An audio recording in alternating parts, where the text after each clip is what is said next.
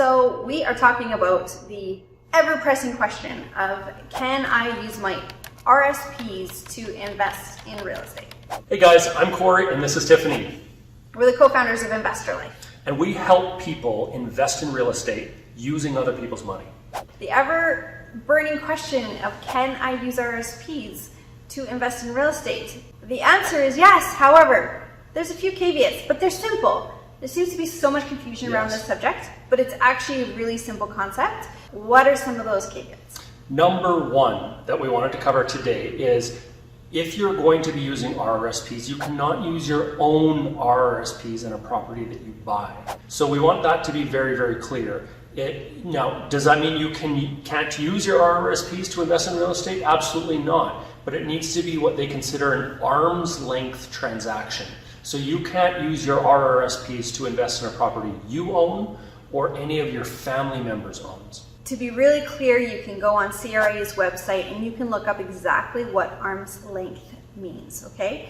It's pretty clear though, if you're related by blood or even by close marriage, you cannot use those RSPs, okay? Let's say though, that you know somebody else, not in your family, where they are investing in real estate and they have some equity and you have some RSPs. You can then lend them your RSPs. They will use that as a second mortgage on their property. They will get a check out and they will be able to then invest that in real estate. Now, where do you make money is that you've lent them or loaned them money, and for that, they're going to give you a rate of return, an interest rate of return. So really, you are becoming the bank. Mm-hmm. Just like the bank makes money because they charge interest on mortgages or loans, when you lend out your RRSPs, you will be earning interest, just like the banks earn interest. Does that mean that I can just go find someone and say, hey, here's my RSPs, and take them out and CRA is okay with that?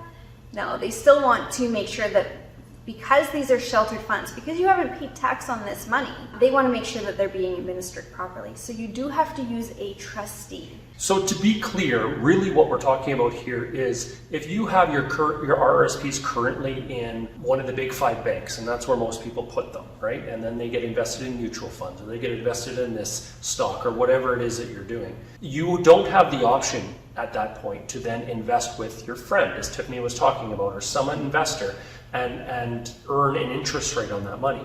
What you have to do first is transfer those RRSP funds from where they currently are sitting to a trust company.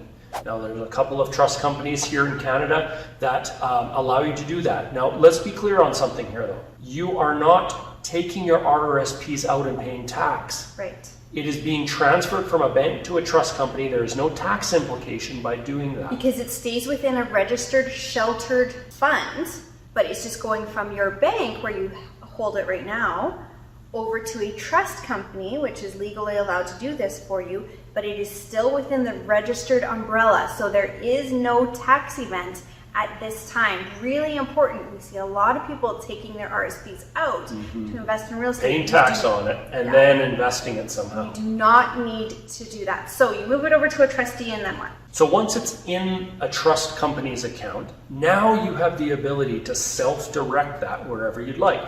You have the ability to invest in your friend's piece of real estate if they have equity in it.